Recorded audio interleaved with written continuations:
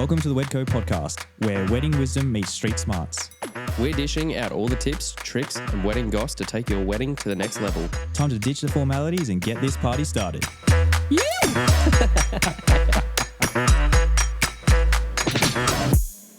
Hey guys, before we start this podcast, I'd like to ask you a super quick and easy favour. If you're enjoying the Wedco podcast, please hit that follow button on Apple, Spotify or YouTube. It might seem small, but it makes a huge difference in helping the podcast grow and means I can keep bringing on amazing vendors and couples to share their insights with you. Thank you so much for your support. It truly means the world. Hello and welcome to the Wedco podcast. I'm Toga, and today we have the guys from Two Folk on the couch with us, on the chairs with us. Thank you very much for coming up from the South Coast. Hey, yeah, Appreciate it, boys. Thanks for inviting us. No worries. It's been, we've been trying to get this happen for a little bit, and same thing, like when I put a shout out to people, like who they want to hear from, you guys were very high on that list as well. Is that right? Yeah. Wow. So that's a great ego boost. yes. So no, I appreciate you coming on. It's I feel like you kind of like even when I sent you through the questions and like all the info you kind of sent back, like we could talk about this. Every single point, I was like, yes. You know, like there was a lot of good info on there. So really appreciate it. Yeah. Well, maybe like we usually start with like a little bit of a backstory about who you guys are, how long you've been in the industry, and I guess just coming and just rebranding. Maybe we can kind of move into like the rebranding process from there as well. Yeah, amazing. Whoever like to start. Yeah, I mean, well, yeah. By the way, yeah, I'm Taz. I'm Reid, and we are Two Folk. Yeah. But no, yeah. To your point, Toga. Yeah, thanks for having us on. By the way, we are. Yeah, I mean, look, we were Two Folk Films for the last 8 years. I suppose. But yeah, have recently rebranded to Two Folk. Not much of a big change in the name, but it was intentional. Obviously, we wanted to, obviously like position ourselves a little bit closer to, align with the actual couples that we want to work with. So there was like obviously a branding and an aesthetic play to it. But I guess the more important thing was removing the films from Two Folk Films was about positioning ourselves to actually be more of a photo and video company. So obviously not having films on there. We found a lot of our couples were actually coming to us, obviously being a video company, and that's kind of been our main thing up until now. We really just wanted people to come to us for photo and video, not a video company that's also kind of offering photo. So I guess that's maybe a little bit of a backstory into the rebrand itself. But yeah, I mean, about us, we've been doing this for 8 years, pretty much straight out of school for both of us. I think Reid came straight out of high school into the industry, and pretty similar for me. Obviously, I was saying just before we jumped on here that I went to uni, obviously got a bit of a degree in music randomly, but I feel like it's a pretty common story with a lot of wedding professionals. We kind of get these random degrees and stuff and then end up going into the wedding industry. Yeah. So, but yeah, straight out of education, out of school for both of us. And it's been our full-time career pretty much for our entire lives. Yeah. Okay. Yeah. And so just working within like the South Coast region, like how far is your average bubble, like usually kind of to Sydney, or like whereabouts are you guys working currently? So for most of our career, it has been based in the South Coast. But we recently, probably about a year ago, made the intentional decision to expand that and be open to traveling a lot further out. And I think that timed well with our decision to take less bookings and allow ourselves time to kind of commit to weddings that we want to get into, like, a different kind of a style of wedding. So instead of doing so many weddings on the South Coast and just limiting ourselves to that area, allowing ourselves time to go out and do these other weddings that really excite us a lot more. And so like what are the type of weddings that you guys are kind of with the rebrand, like that you're kind of more focusing towards now? Yeah, sure. I mean, I can speak to that. I think, to Reid's point, like being on the South Coast, like it is very much of a laid back sort of, pace. Like a lot of the venues are down there are like, they're beautiful, don't get me wrong, but I feel like a lot of people say this, like, you start working at the same venues a lot of the time, and we still do, like we obviously love working there as well. But it's one of those things where like, I feel like, the grass is always a bit greener on the other side. So for us, we like actually coming up, like we're in Newcastle right now. Like we actually love coming up here into the Hunter Valley.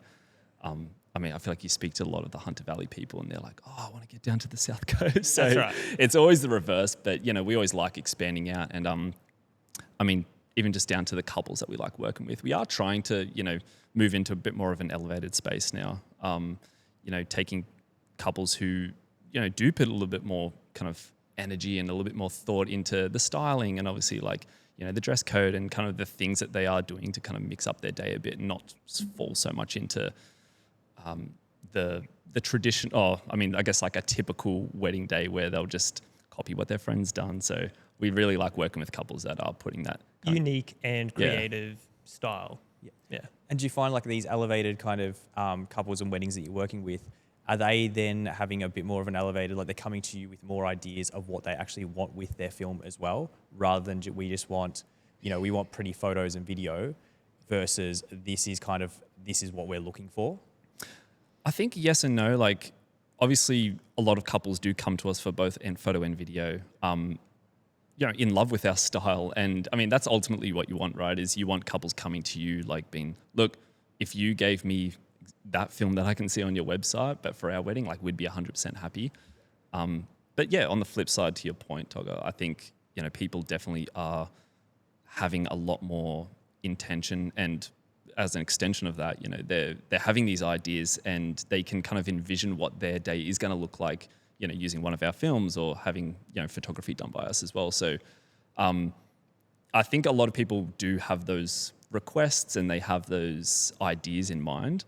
And yeah, like absolutely, we love kind of bringing those to life for people. But there's always that little, I guess, they come into it not really expecting us to like, work through this list of like exactly what they want, but they just want to have a conversation around those things, which is exciting. Yeah, I for think, sure. Yeah. And they always do let us know what their wedding is going to be like the style of the wedding.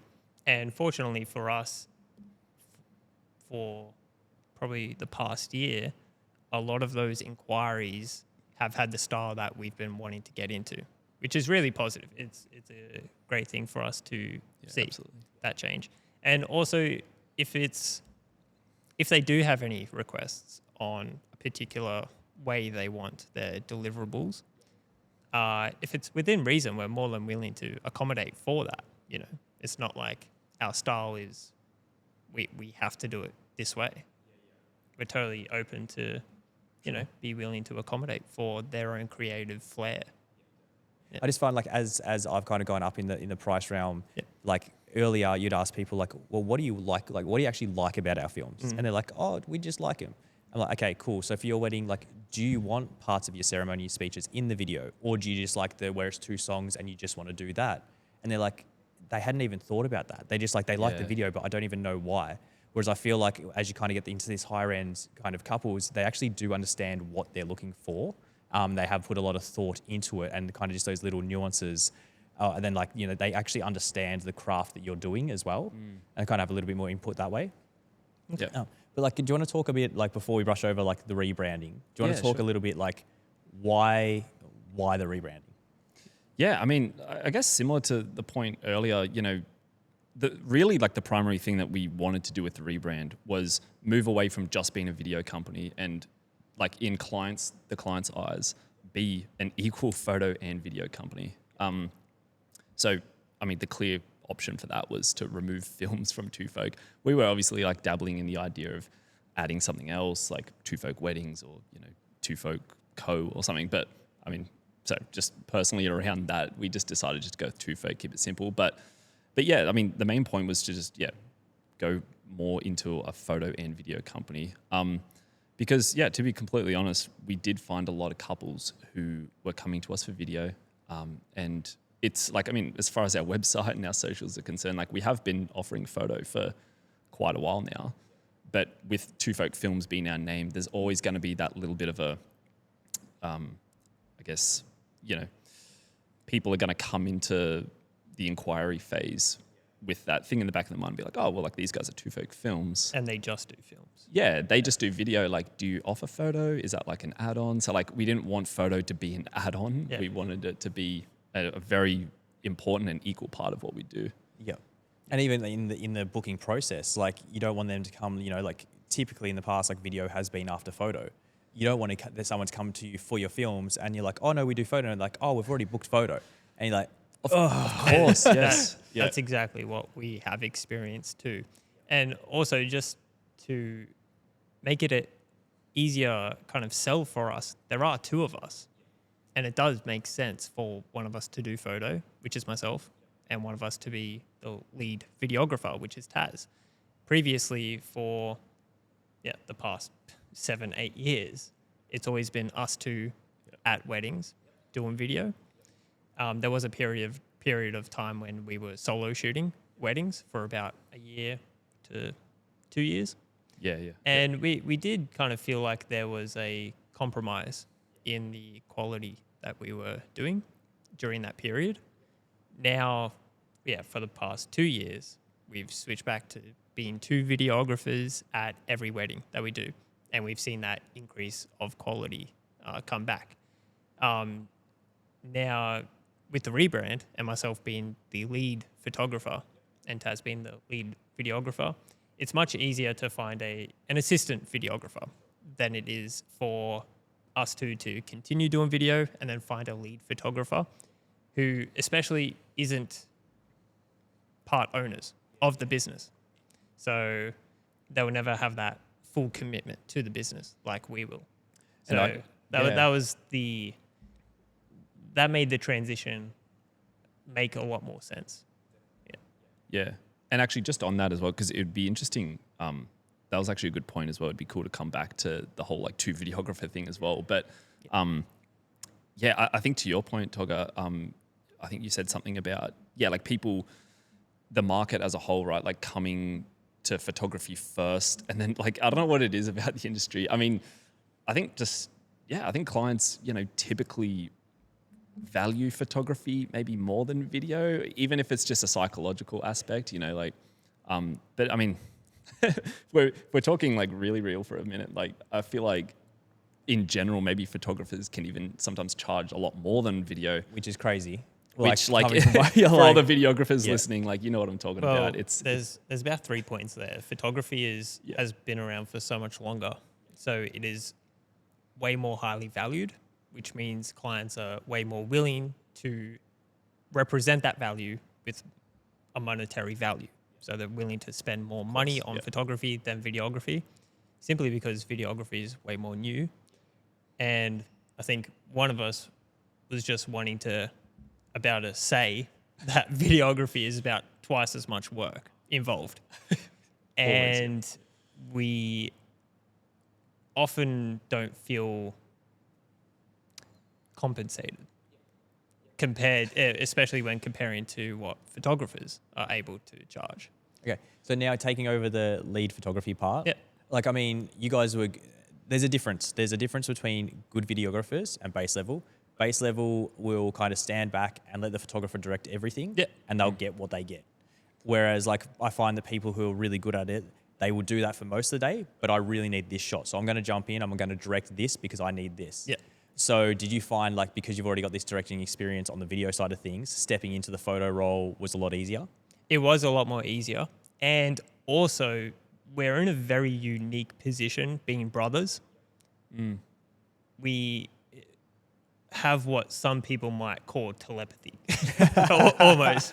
Bro, it's actually true. It actually is. Weird. And that makes us working together way more seamless. We've worked together for so long. Like, Taz would be able to not say anything the entire day and capture everything he needs if I'm a photographer, and vice versa. I could say nothing the entire day and capture everything I need because we're capturing the exact same things that we both need, and we know what each other need.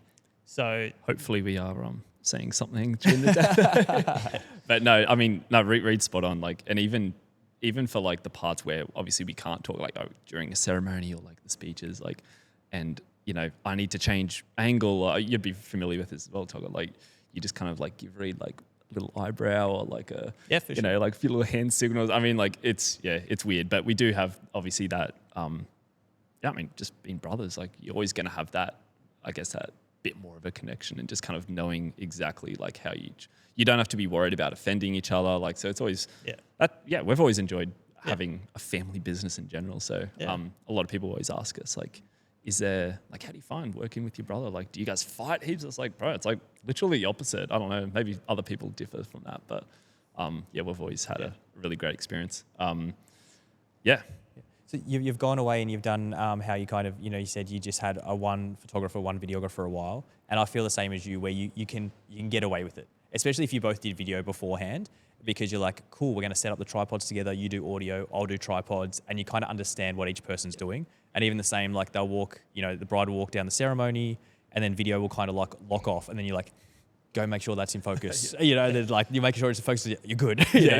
But if you were just a videographer by yourself and you had a separate photographer from a different company, that's never going to work. So do you want to press on a little bit more, like why do couples need two videographers on a day?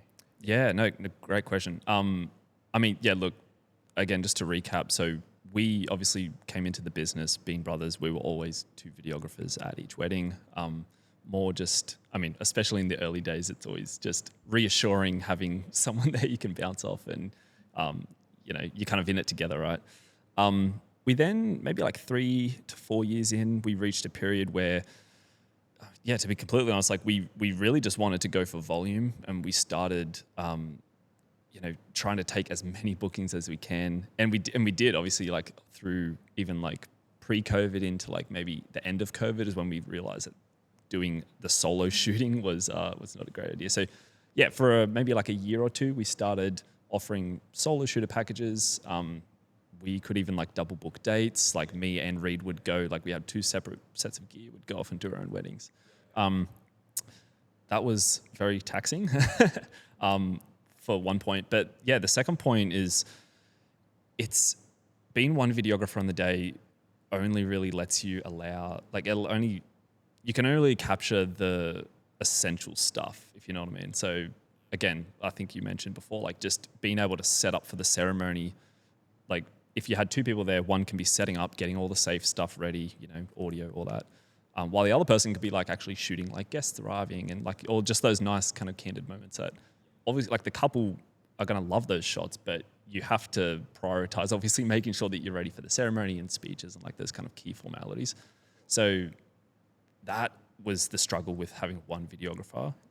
Yes, we were able to kind of take a lot of weddings, and we made it work. Like every now and then we still will have a few of those older packages, to fulfill, and it'll just be one of us. But even then, like we're kind of even just upgrading our couples now, like just no extra charge. Like, exactly. Like just for you, even for like the finished product, you're like, I've got more to work with. Exactly. Like once we went back to 2 videographers, we're like, I don't care. Like, let's just bring 2, even if they've only booked 1. Like, let's just get 2 people there, because I know at the end of the day we can obviously over deliver for the client. And yeah, like we're able to capture like reactions and just more normal, candid stuff happening through the day versus like the stock standard like shots that you still want, but yeah, we wanted to go a little bit further than that. Even like going to the way you're filming, like gimbal versus handheld. And like you could even have like someone cool, you're going to do a walkthrough with a gimbal and get this beautiful cinematic shot. But I don't want to be holding a gimbal when all these fast little moments are happening, because I won't be able to get that in time. Exactly. Yeah. And so it's like even that, and like, okay, they're going to walk back down the aisle. Shit, I really want to be on a gimbal so I can come back, or I'm going to be like handheld from the very back shooting that. So like even having that option to be able to do that as one, you can't. You're pretty much like, I'm going to go handheld because that's the safest thing I can do. And if I get a chance to go with a gimbal somewhere and do something, I will do that. Yeah. But it's never ideal. Whereas at least you can make it ideal every single time. Yeah. No, totally agree. That's spot on. Yeah. Love it. So, I mean, do you find, was there, in where I live in Byron, the whole market has shifted, and I'm unaware, I don't know if it's because of the price point that I'm in, but everyone is booking photo and video. 95% of the people that book us are booking photo and video. Yep. I am speaking to a lot of like filmers that are kind of struggling with bookings. Is that kind of another point why you move towards this structure as well? I think what you mentioned before about photographers receiving inquiries earlier than videographers was part of the thought process. Oh, absolutely. Yeah. So trying to get into those inquiries earlier than what we were doing, that was a huge part of the decision as well. Yeah, and I mean, Actually, that's a really good point. I was actually meant to comment on that earlier, but no, I mean, 100%. I think obviously, like for us, offering photo and video, there is going to be an increased kind of AOV to get into business terms, and of like the actual bookings coming through. Like couples are naturally going to spend more if you're offering both. So yeah, absolutely. From a business perspective, definitely there was that aspect of offering photo as well. But yeah, I mean, I guess to both of your points as well, clients are always going to reach out to, like, it's usually like venue, photo, or photo and video, depending on, what's going on. But yeah, photo is kind of always like the next thing really after the venue. In most like instances. That might be a biased viewpoint too, because we haven't confirmed that. It may be, we don't know, but I feel like we do know photography is very important. Yes, yeah. It's up there. But yeah, I mean, before we offered photo, I would naturally find most people, like, you have your contact form, you get their name, their email, phone number, all that. And I mean, one of the questions on our contact form, I mean, prior to offering photo was like, who is your photographer? And yeah, more times than not, it was already locked in. They already had someone. Or it was like, not confirmed, but thinking of this person or something. So by the time they're already reaching out to us, they've already thought about the photographer. They've confirmed that.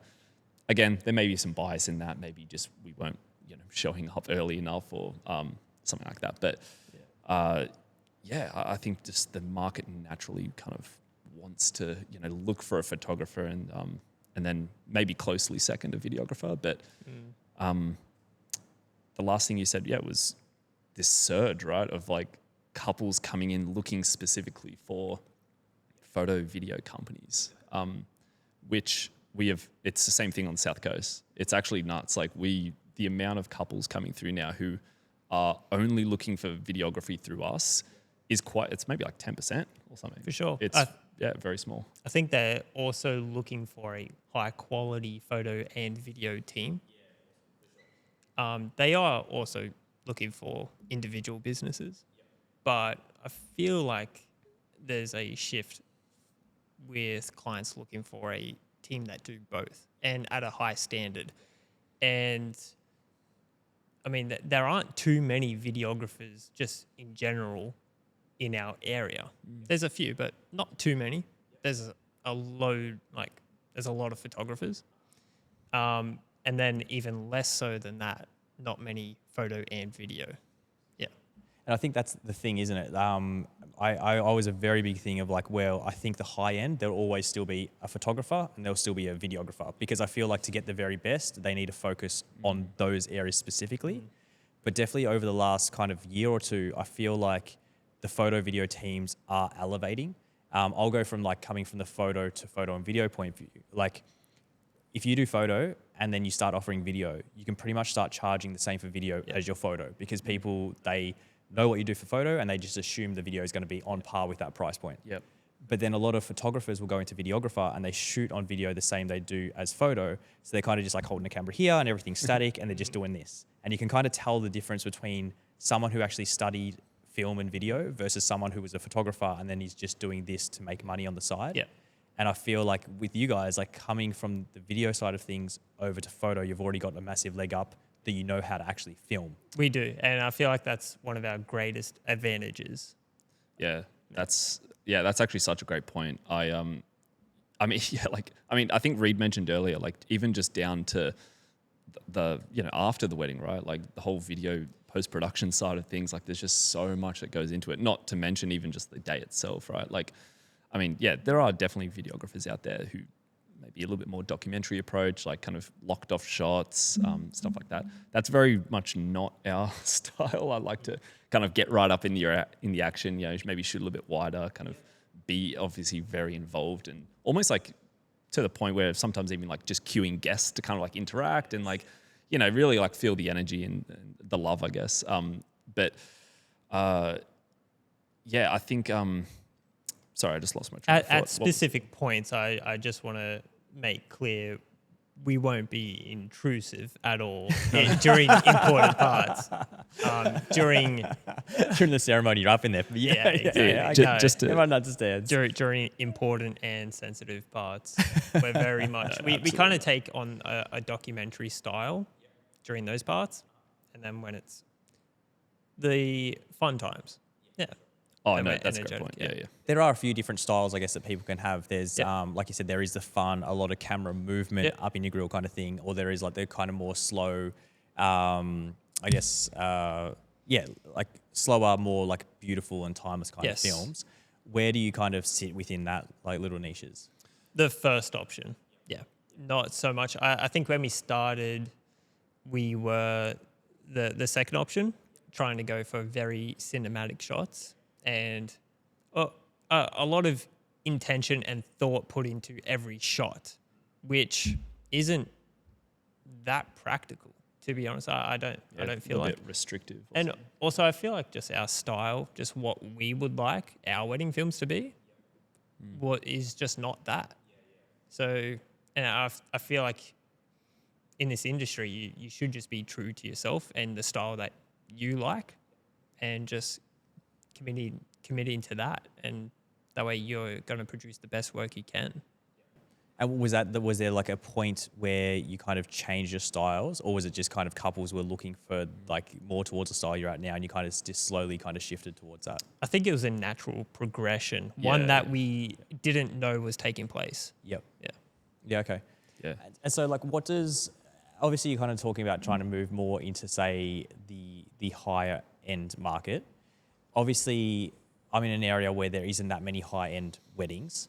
Yep. So does that mean, do you start looking at travel options and stuff like that, where all of a sudden you are traveling a lot more for your weddings? I feel like if you want to get into a style of wedding and it's not where you currently are, then traveling is Yeah. what you're going to have to do. Be prepared to travel. So, yeah. I mean, it's funny. Like I think everyone knows this. Like the first thing that you see when like, you know, a client reaches out is you see where the venue is, right? A lot of the time the venue actually does kind of dictate. Yeah, like you can tell a lot. I'm sure you're the same, Toga. Like you see something come through for a venue that you've either shot at and you absolutely love, and you kind of know what kind of couples tend to book that venue, right? I feel like most wedding photographers and videographers know exactly what I'm talking about. But even with that aside though, like, you know, you obviously can get couples just booking any venue. That could be one local, or it could be, for us, obviously, like, you know, based where you are, like Byron Bay, for example, that's obviously very far for us, but I think the distance also just kind of adds like something that's like a little bit, it just feels a little bit more premium just because you have to travel, like get on a plane and like feels like destination. But I mean, at the end of the day, like that doesn't actually play into it that much, I don't think. But yeah, I think, you know, we obviously like going into something a little bit more high end. It's a hard question to answer because I don't think it really just depends on the couple. Like they could, I think this is what I'm ultimately trying to say, is like they could be at any venue, but it's more just the couples who are willing to invest more money. I mean, let's be honest, like they're just willing to invest more money into a company who they can obviously tell that their work is of a quality that they like.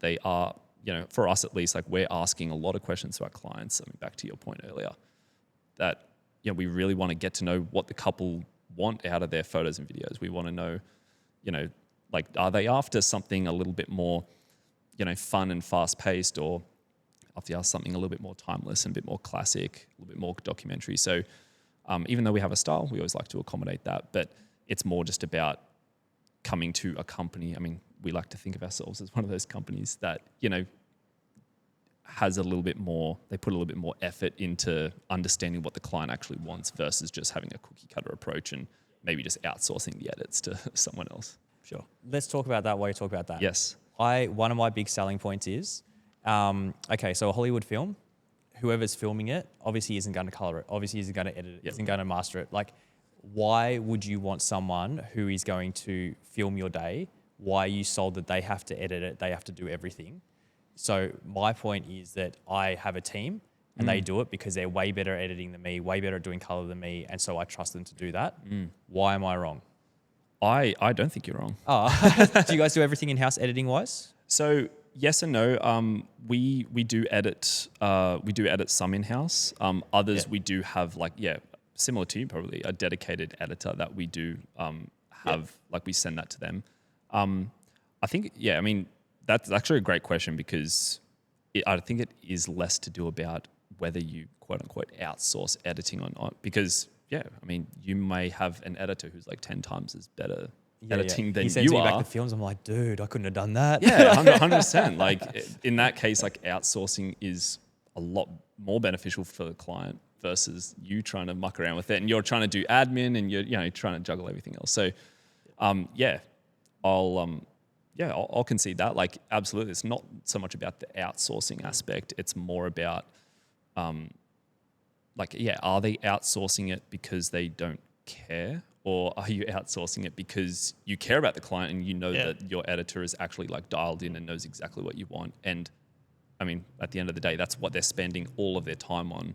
Again, versus we all are familiar with, trying to fit in an edit in the morning and then, you're trying to get back to, admin and emails and you're trying to, jump on a client call. Like it's better if you just have someone like dialed in for like a full day, just getting the edit done so they can really like, get invested in it and actually like, I think that's like awesome points you make is like the difference is that you are the company, like you guys, like it's you. Yeah. And then, it's not like you are just like, here's the edit and sending it out to, I think there's a very much a difference between outsourcing versus having like the team. Like I'd call your editors that you have on board, like they're part of your team. Sure. Yeah. And so like there are companies that would just like, it is just a job essentially and like do the edit, get it back, here you go, good. Yep. Whereas like having you guys and it is the personalized experience with Two Folk that you are still kind of cross-checking all of that and making sure that the client does get the best experience and product at the end of it. Totally. I think that's because most of us knows what happens when the quality drops and no one wants that to happen. So we care a lot about the quality of the deliverables and making sure it's of a high standard before sending it to the clients. So I think that's where the key lies, like you rather make sure it's of a high standard or you don't. And you'll see the results either way. Yeah. Do you guys have like a little system as far as like how you would create your stories? Obviously it sounds like you got a fair bit of like questionnaires and pre-production before the wedding to get to know the client. Do you have any like systems or like anything you do to kind of try and bring that story and create that story after the wedding day? It's not until after the wedding day that we will know, like for certain, what it's going to be like. Because you can send out questionnaires, that gives you a really good kind of vibe of what the wedding day will be like. So you can anticipate what to shoot and do your best to kind of match the style that it will be. But not until after the wedding day will you know exactly how it is. And I think to answer your question about kind of pulling the story out, for us, that mainly comes down to the dialogue that's said on the wedding day. Yeah, sure. So throughout the ceremony and the speeches, we use that as a huge kind of driver for how we tell the story in the video sense. Yeah. It's actually weird to even like hear that because it just seems kind of so obvious. But I mean, you have to think about the whole market, right? Like there obviously are videographers who don't use voice components and don't like. Each to their own. Like it's really after what the client wants. But for someone who's coming to us, like they're very much going to get a film that is like voice and verbal, verbal wise, very story driven. That's really what's kind of like that is the film. And then obviously like the music accompanies that and like kind of matches the things being said. But that is it always has been as well, been a very big part of like our style of films is using obviously voice. Yeah. And that relates back to why we always opt for 2 videographers on the day to make sure we capture those audio, like the audio for the ceremony and speeches, to making sure we get that and to a high quality, depending on the different systems used throughout the day. With a single shooter, it's very often rushed to make sure you have that to a high quality. So if we're using that audio as a main driver for the story, we have to make sure we capture it. Oh, of course, So, yeah. So I guess like what would be a red flag for a couple looking for video? Will be easier because I feel like photo, it'll be like video is more nuanced. There's a lot more that goes into video, obviously. So like what's some things that couples should look out for when they're looking for the video side of things? Yeah, I think, obviously this is going to be like in the inquiry phase, like couples obviously reaching out to all sorts of people and so they should, right? Like I think couples are naturally going to inquire. I think a lot of wedding photographers and videographers get very, I don't know if offended is the right word, but when they've clearly got an inquiry from someone and they're speaking to maybe like 3 or 4 other people, it's like, oh, like, yeah, why aren't you just talking to me? But hi, comma. yeah. Hi, X. But look, I think red flag, like things that couples. Sorry, what exactly was your question there? So it's like if a couple they are inquiring with 3 or 4 videographers. Sure, yeah. Like what would be like maybe some questions that they should ask that videographer, or what's the things that they should be, I guess, wary about if they were inquiring with a videographer? Yeah, look, I think, and it obviously would apply for photography as well. A big thing I've always, tell clients, because again, like we're jumping on calls with clients as well. I encourage, like if I know they're speaking to other people, I always like to encourage them to like say, like jump onto a call with anyone else you're speaking, like see if they're open to that. So I think a red flag is if you're reaching out to a photographer or videographer and they're not willing to show their face or even just jump onto a phone call for that matter. I don't know if I'd call it a red flag, but that'd be something I'd be just, I'd be aware of that like maybe questioning why they're not willing to do that. That's one of the main ones I can think of. And it goes both ways too. So I think the key here is mutual effort. So if the client doesn't see effort from the photographer or videographer they're inquiring with, that's obviously a red flag. But it also goes the other way. If us as service providers don't see adequate effort from clients to kind of show enthusiasm for us working for them and with them, then that's also a red flag for the service providers too. So that would be a great tip for anyone inquiring. If you have someone that you really want at your wedding, whether the photographer or videographer, then I would strongly encourage to even just simple stuff like adding a personalized message to the inquiry form. That goes a long way because it shows effort. And especially like most people reaching out to a videographer, they're probably going to be the ones that are booked as well. So it's like this doesn't matter if you don't have any bookings. The photographer will be like, yeah, come on, I don't care that you sent this to 10 other people, I'll take it for sure. Yeah. But like if it is a really good photographer, they're probably going to be booked. So you do actually need to put in that effort to make it a little bit more personalized. Like, hey, I saw X and Y's video on your Instagram, I loved it. Wondering if you're available for my date. Like, of course, the photographer, videographer are going to put in more effort to reciprocate that as well. I get it constantly where like couples, they haven't booked yet and they're like, oh, thanks so much for jumping on a Zoom call. Yeah. Because like they haven't been offered that from anyone else. I'm like, how? Like, that's how we book clients. If we get them on a Zoom call, they're probably going to book. So why are people not doing this? Yeah, couldn't agree more. I think, I mean, like I said before, like jumping onto calls with clients is such like a big and just normal part now of like, I mean, we honestly, like we never used to do that like years ago. It'd very much just be like, send the email through, send the quote, if they want to book, like, but yeah, absolutely now that we're really, kind of trying to elevate our business a bit more, jumping onto calls is huge. And yeah, exactly. Like it's weird hearing that like, oh, like, yeah, you're the first ones who's offered to actually like speak with us on a call. Like, so yeah, easy wins, easy money for us, I guess. And do you just have like a Calendly link or something like that booked into like when you send an email and they can kind of just book in that way? Yeah. Look, we all have like the email, email templates and stuff that we're kind of sending out. But yeah, we always like to customize those anyway. Like when I see an inquiry come through for someone that I obviously, I like the sound of their wedding, like it's someone I want to work with, I'll send through that Calendly link, make a few personal, I do like to customize those emails so they know I'm actually like putting a bit of effort in, similar to what Reid said before. Mutual effort. Yeah, Always. that's it. Like, do you guys have a dream wedding currently of like, so you've got this picture, like we want to elevate our brand. This is the kind of weddings that we want to be shooting all the time. Is there kind of like an idea that you have in your mind of like an ideal wedding at the moment? We do, actually. And I think it would be wrong to say that won't change because like always, you're always looking at the next step. Once you reach there, you look at the next step.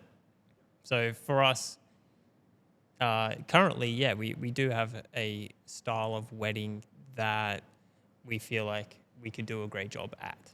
And that's where we are working towards. Yeah. Actually, that's a great point. I think even like, more specifically as well, like I think working with clients who, for me, like something that we're really excited by right now is like working at exciting venues that we haven't even been to before. That's always a good kind of starting place. Like, we're at the Ravella today, which is stunning. Like Sick, we walked in here for the first time. It's so nice. Like, we'll come back here every weekend. So yeah, we'll have to talk to the team here and sort something out. But being at really cool venues that have some sort of uniqueness to it. Again, if this was our local, I'd be probably saying another venue. So it's always going to be somewhere new. But working at new venues is always nice. But in terms of like what the client's actually doing, I think we love something a little bit more classic, maybe, kind of black tie wedding. But I love when they're kind of adding in those really, when I say color, I don't necessarily mean like actual like color, but just personality, character into the weddings, like being very intentional about the aspects of the wedding that they're keeping because that actually means something to them and the things that they're throwing out because they just don't want to do it. Like if they don't want to cut the cake or do a first dance, like they'll do something else and replace that. And like, those are the things that really get me excited about a wedding where like I can tell that they've actually made a very clear decision that like, hey, it was so random, but like the other wedding we did, like they literally had a piñata, which like, I don't even know, like it was random, but like I honestly, like I take my hat off to that person for just doing something that they just wanted to do. Like it's first, maybe last time I'll see a piñata at a wedding, but like they did it. And there was fireball coming out. Like it was just sick. Plastic bottles. So It is very interesting where weddings have come to now. It is, yeah. Considering where they were prior, it's almost as if it's not so much about actually getting married anymore, and it's more creating a unique, curated experience for your family and friends to kind of celebrate your love for each other and not so much about the actual legal marriage part. So, that's very exciting for all of us creatives. So we get to capture almost like these mini festivals that take place in these different spots. Well, when I was just speaking to like Chloe by Yode by Chloe, and same thing, like all of the weddings that she does it's the event. It's like how can we have all these different like entertainment touch points so that everyone walks away and they've had the best food, they've had the best entertainment, DJ was awesome. And it is all about that, which very much ties in with your style that you are like up and you're like, cool, we're dancing, we're doing this, and everyone's having shots of fireball. Like that is that style. Yeah. And I feel like if the higher end, Sydney, Melbourne weddings are doing that now, that's going to be Australia wide in the next 2 or 3 years where everyone's going to actually start focusing on that trickle down effect as well. So, it's crazy how the trends all kind of meet up at the same time as well across everything. Yeah. It's just interesting to kind of note. It is. No, and sure. I love that. I think, it kind of just comes full circle, right? Like it's all about the people, like for us now, once upon a time doing a wedding film is like, getting like the really cinematic slow-mo shots of the couple. And it's like always around the couple, whereas like, honestly, like some of our best weddings that we do, to be fair, like most weddings we do now, like the couples, they're like, look, we don't want the focus to be on us. Like, yeah, sure, we'll go and get some shots of us and, but it's about everyone. It's about the day, less about, it's weird because what Reid said is actually true. Like it is less about the marriage part now, I find anyway, But we're obviously still obviously like the whole reason this is on is because two people, obviously want to spend their life together and they're celebrating that. So, but they want obviously everyone captured. I love focusing on guests. I love focusing on like the energy and the styling and everything around that. And yeah, honestly, like less about just getting the perfect shot of like the couple at like sunset. Like it's just not really my main focus now, which is which that excites me too.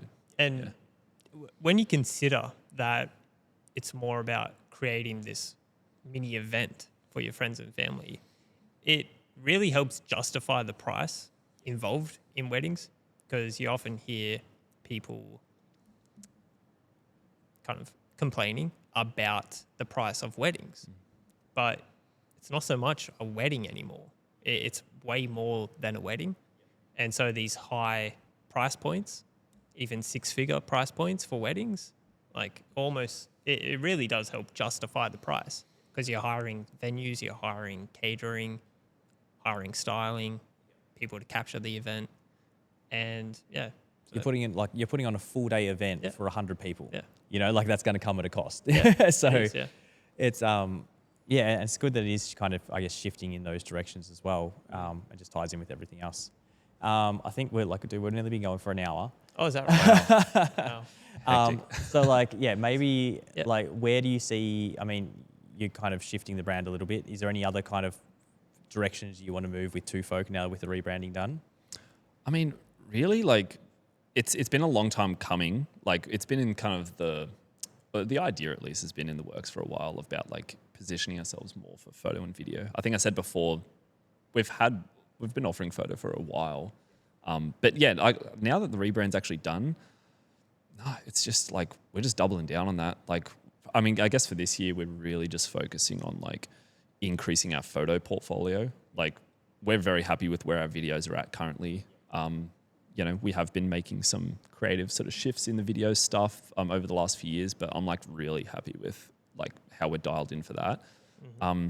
Photography excites me. It's so weird. Like you come from video going into photo. Like I'm obsessed with photo right now. Like it's so weird how it works. But very much focused on photo, just building up heaps of portfolio in that, and just really just trying to attract the clients that can obviously see that we offer a really great service in both versus just having video and then photo being this add-on, which is definitely not the case anymore. For sure. And separately to Two Folk, we are working on a service that will be provided to other photographers and videographers. So that's something we're really excited about as well, which is a very customized CRM software for us to use. And that kind of came about from us having frustrations with the current tools out there. So we started working on a custom solution for ourselves, but we really think it will help other service providers as well. Do you want to talk about brand name or who that's? Is it just kind of for photographers, videographers? That's right. Yep. So the CRM is called Storyflow. Yeah. So hopefully this year it will be publicly accessible, and it is highly curated exclusively for wedding photographers and videographers. And the idea is to solve all of the problems that we currently do have that a software can solve. Yeah, definitely. Yeah. Have you had a lot of input from like when you kind of tell your friends and stuff, like do they be like, dude, you need to do this? Because it's always a negotiation. You're like, I could go with this one, but they can't do that. Or I could go with this one, but they can't do that. And it's always like this negotiation of like, what's the best for my needs, but it's never like perfect. Yeah. Do you have a lot of friends in the industry like telling you their requests of like, I would love it if you could do this? We do. But also we are like Two Folk ourselves are the ideal customer for it. So we do have a really good grasp on what is needed, but obviously we're more than willing to take on feedback and advice from other people who want to be really involved in it. And that way it can kind of be a solution that's not only created for them, but also by them. Yeah. I love that. Yeah. And it's exciting. So that's a big thing for this year, but another project. Yes. Yeah. Oh yeah, no, it's I mean, Very yeah. exciting. Look, I know we're coming to the end here, but yeah, similar to what Reid said, I think we very much were just scratching our own itch with this sort of project. So we obviously put the brand name behind it and everything to kind of make it feel legit, and it very much is legit now. But things always take a little bit longer than we anticipate. Yeah. Good things but- take time. Yeah, absolutely. But no, yeah, it's very exciting. Yeah, we're very much just heads down in it right now. So I mean, maybe we can show you a little couple of things maybe after the podcast as well. But yeah, if anyone wants to ask any questions or anything, you can always hit us up just on Two Folk or whatever.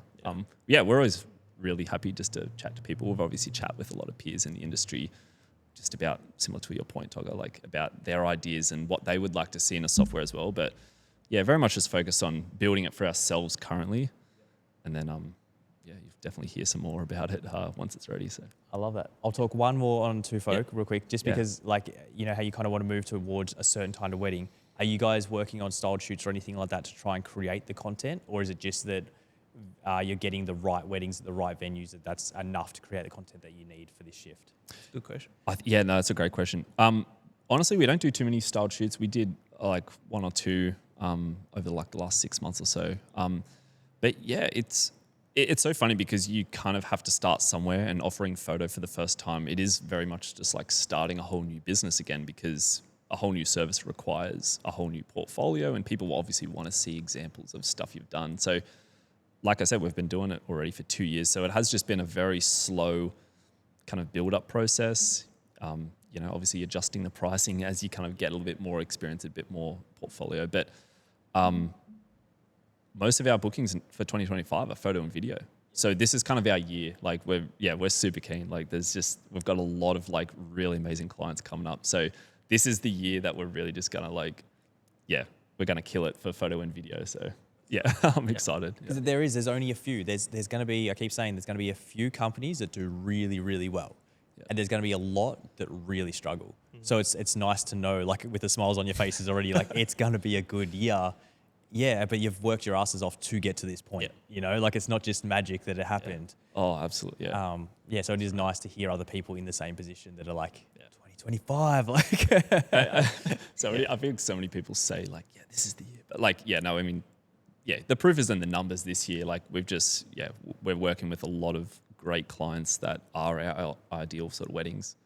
And yeah, it's just good to be at a point where you're just genuinely excited to, be shooting the weddings that you've coming. Like I think through COVID, it got very overwhelming. And for a lot of people, just like there was like no bookings and it was like a lot of bookings, and it's just like, you're just chasing the backlog, and everyone knows the story, but it's good now. We're at a really nice number, and we're just keen to work with these people. So have more time for like story flow, like kind of have all that sorted. You're like, cool, the money side's good, and now we can kind of build out this thing. So For sure. Yeah, that's awesome. And to be honest, it's almost there. Yeah. So, we've intentionally just been very heads down, very quiet about it. So I knew we were kind of talking about it a little bit, maybe like 6 to even like 12 months ago. But yeah, we kind of realized that there was a lot to do in it still. And, because we also have high standards and we want to deliver a polished product. And so that's what it will be when it's released. Yeah, exactly. Like it needs to be what you're saying it is. Like it needs to be the be all end all for people to swap, because it is so hard for people to swap CRMs. It is. There needs to be like this reason, like it's an absolute no brainer. Yeah. So awesome. All right, where can people find you and all that kind of jazz? Well, I mean, so I literally on the way here, I've been meaning to change our Instagram handle. There was some weird stuff going on with the Meta verified badge, but yeah, it is officially changed. So 2.folk is our new Instagram handle. But if you just type in 2folk, you'll find us there. 2folk.com.au. Search us in Google. You'll probably find our old business name there, but it all redirects to the normal spot now. So Taz and Reid at 2folk, and find us there. Boys, thank you so much for coming on, mate. I really appreciate it. I really appreciate it, Toga. Thanks, Awesome. mate. Cheers. Thank you. No worries. Thanks for tuning in to the Wedco podcast. We're dropping a fresh episode every week featuring industry professionals dishing out the wedding wisdom you need to turn those dreams into reality. Make sure you are following us on social media, you have those notifications turned on so we can help plan your wedding day. Your dream wedding day just got a whole lot easier. Thanks for listening.